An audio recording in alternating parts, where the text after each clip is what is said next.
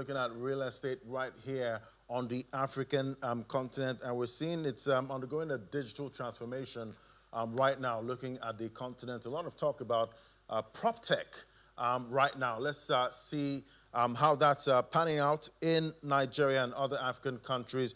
Joining me now for this conversation, we have Israel Ihaza, as a founder and CEO of Oikus. And he joins me right here in the studio. It's great to have you. Morning. Good afternoon. Good afternoon. Yeah, so definitely look at Proptech now as becoming a kind of like a household. Should we call it a household name at this point? So this is property and technology. Yes. You know, coming together. Talk to me about what's been like, you know, in most of Africa so far. Okay, so I think there's now like a rising need, or I would say a rising visibility as regards property technology.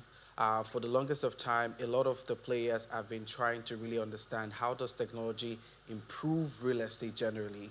And today what we are seeing is that there's now a heightened need for technology and what it could do, especially as regards transparency, especially also as regards data infrastructure. How do we be able to make predictive analysis in the market to be able to help people make better decisions? So what specific problems would you say in the African property market would you say Proptech is really tackling right now that we're actually seeing the benefits? Okay, so I think the primary problem I would say is trust. So what Proptech is doing, and there are various aspects of Proptech, right? Basically, there's a part where they're helping, from a finance standpoint, where you can now be able to break your payment into bits, right? There's also the part which is very common now, which is something that has been in existence for a long time, which is property marketplaces, where you see they digitize a lot of these properties. You're able to, but still, regardless of this technological infrastructure in place, trust is still a major problem.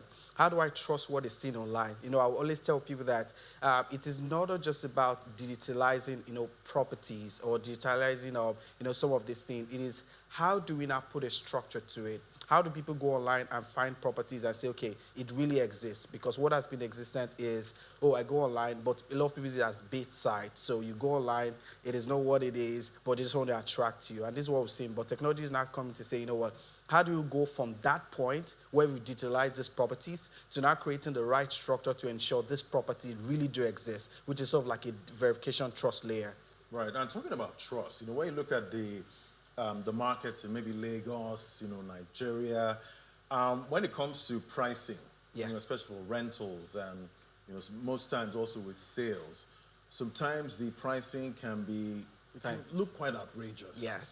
And most of the time you hear maybe the owner of the property is saying, let me try that price in the market.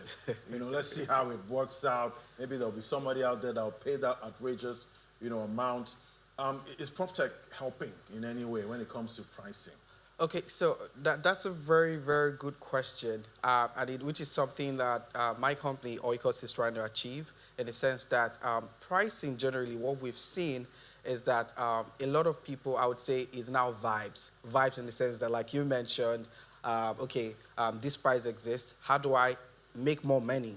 Right? Just the same way recently we've been seeing that there's now like a heightened need or a rise in the short-term stay as compared to long-term stay, where there's a rise of short-let. So people want to go for, short-let apartment as compared to long rental payment. So yes, Proptech is coming to say, you know what, how do we come up with technology where we're able to now get the actual pricing, right? Beyond just, you coming up with data, we're able to now analyze what is the price for this particular space, right, as compared to this space. How does it make sense to an individual, and how can they also, achieve all of these things? So yeah, technology is coming to, improve that. But what we've seen currently today is vibes.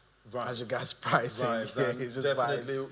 We know the people that are trying to, the buyers and the renters are the ones, suffering when it comes to these kind of vibes, because when you see these prices, sometimes you have no choice. Yeah. And you say, you know what, I'm going to try and pay for it, and the market receives that as a go-ahead for everyone to, increase prices. But let's look at, the short-let parts of it all. I'm sure most of investors are waiting for the next date in December, at this point. So Talk to me about what you're seeing, in that space. Okay, so I think there was a recent statistics that says that Lagos is currently one of the most expensive, cities to live in, right? I think we had a rental index of about, I think 23.4 about. And what that means is that Lagos generally is seeing about 23% higher than global benchmarks like, let's say, like New York, right?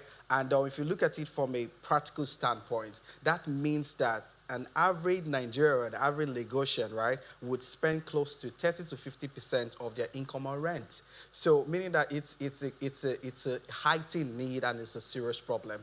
And we've seen that, as a property owner, as developers, they now look towards, if long-term payment, long-term stay is not going to pay me so much, right?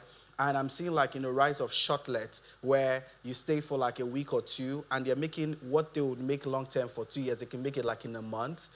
From a business standpoint, let's put sentiments aside now. It only makes sense to say, okay, let me go into shortlet. But this is where the government now needs to come in place, right? Where they look at these areas. And this is what we've seen across, a lot of developing countries where they see the rise of short-term stay and they say no, for this particular axis we're not going to allow short-term stay. Why? Because it would affect the average Nigerian, or for instance their citizens there.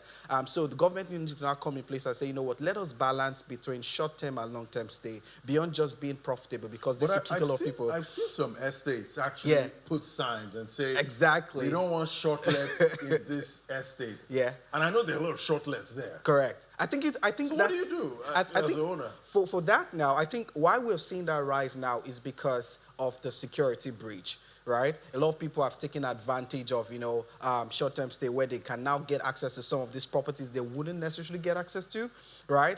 And they now use it to perpetrate, the wrong activities. That is why we're seeing sort of like a visibility on, okay, no short-term stay. But before, it was a profit thing. But now, because of security breach, now I'm saying, okay, let's cut down on shortlet.